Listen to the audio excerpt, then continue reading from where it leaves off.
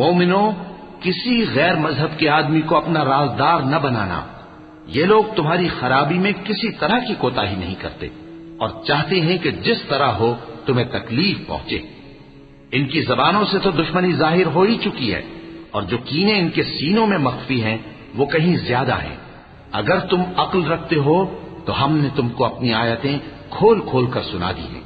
دیکھو، تم ایسے صاف دل لوگ ہو کہ ان لوگوں سے دوستی رکھتے ہو، حالانکہ یہ تم سے دوستی نہیں رکھتے، اور تم سب کتابوں پر ایمان رکھتے ہو اور یہ تمہاری کتاب کو نہیں مانتے. اور جب تم سے ملتے ہیں تو کہتے ہیں ہم ایمان لے آئے ہیں، اور جب تنہا ہوتے ہیں تو تم پر غصے کے سبب انگلیاں کاٹ کاٹ کھاتی ہیں. ان سے کہہ دو کہ اپنے غصے میں مر جاؤ. اللہ تمہارے دلوں کی باتوں سے خوب واقف ہے. اگر تمہیں آسودگی حاصل ہو تو ان کو بری لگتی ہے، اور اگر تمہیں رنج پہنچے تو خوش ہوتی ہیں. اور اگر تم تکلیفوں کی برداشت اور نافرمانی سے کنارہ کشی کرتے رہو گے تو ان کا فریب تمہیں کچھ بھی نقصان نہ پہنچا سکے گا.